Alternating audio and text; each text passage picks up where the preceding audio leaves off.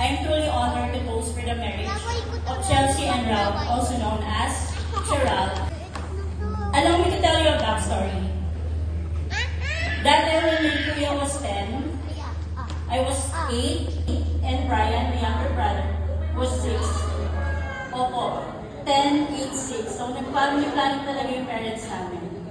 Pero since nilipat si Papa as OFW, syempre may salpukong na gano'n. And nabuo ang ika-4 na sangre ng pamilya ko. And that's Ralph. Noon, part of me was hoping na babae ang anak ni Mama. Para may kalaro na ako since yung dalawa kong kapatid na lalaki ay parehas ng hilig at puro lalaki ang kabarkada at kalaro sa basketball. Pero unang beses narinig namin yung pag-iyak mo habang nasa kabilang bahay kami.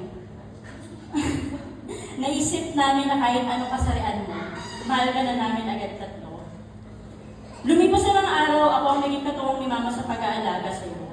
Sumbat niya. Kahit gusto kong maglaro sa labas at mag-shadow, hindi pwede dahil karga kita habang naglalaban naman si Mama. I was grade 2 back then. Fast forward, naranasan ko na rin umatin sa PTA meeting mo at gumawa ng assignment mo. Pag di mo na talaga kaya, tapos tutulugan mo na lang. Yung batang laging bitbit ko sa mga overnight swimming ng tropa ko, sabi ko naman sa'yo, ako talaga yung nanay mo. Lumipas sa mga araw, hindi kayo yung typical na lalaki na naglalaro ng basketball maghapon. Mas curious kang matuto at sumayaw sa gitna ng tirik na araw o kaya naman ay umaambon, kahit ayaw ni Mama. Not to mention ang pagtatangka mong pumila sa PBB. Alam niyo ba yun? Pumila siya sa PBB. Parang minatapin.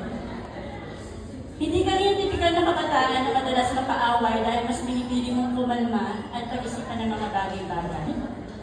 Sa gitna ng pagsubok at ingay sa paligid, pinili mo pa rin magpakabuti, maging mabuting kaibigan, anak at kapatid. Marunong magpakumbaba, makisama at aminin ang kanyang pagkukulang at pagkasala. At dahil dyan, proud kami kung sino ka, kung ano ka at kung nasan ka. Salamat sa pagiging kakampi ko, salamat sa pagsakay sa mga trip ko, salamat sa pakikinig sa mga kwento ko at current amats ko sa showbiz kahit alam ko nagmamadali ka na bago pumasok sa work. Salamat dahil lagi kang andyan pag kailangan kita. Time flies so fast, yung dating batang inuutusan namin bumili ng Mylol, pero ay ko lang dala. Andito na para magpakasalan ng asawa. Yung batang nakaaway ko dahil sa poster ng F4, marunong lang tumayo at gumawa ng mga desisyon.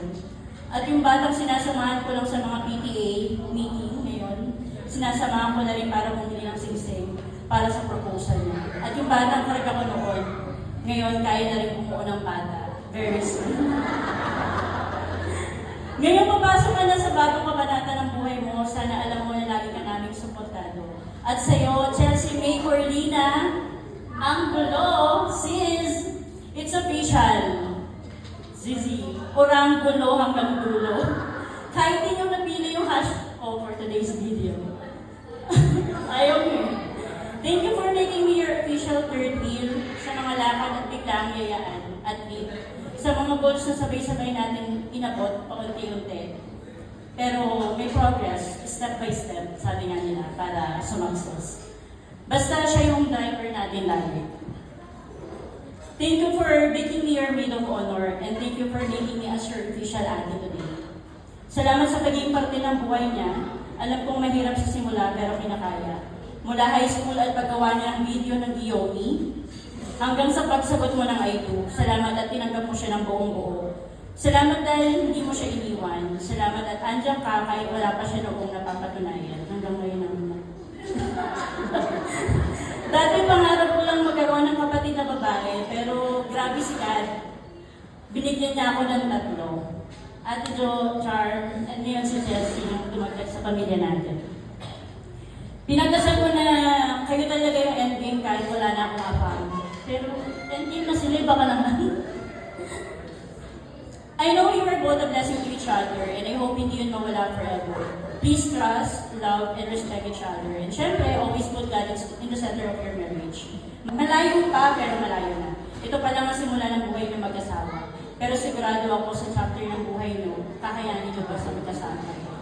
O siya nga ba na, naiinip na sila. Sorry ako natapakan ko yung pagka-love team nyo. On a serious note, please know that you are one of my favorite duos and our hearts are so happy and very grateful today. Excited na kami sa magandang pamilyang bubuin niyo very soon. Congrats and best wishes. Welcome sa magulo, pero masayang pamilya natin, Chelsea.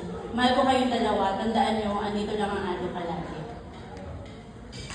Thank you very much, Miss Rose, for that sweet. Ano, ginalingan mo masyado. It's what you do.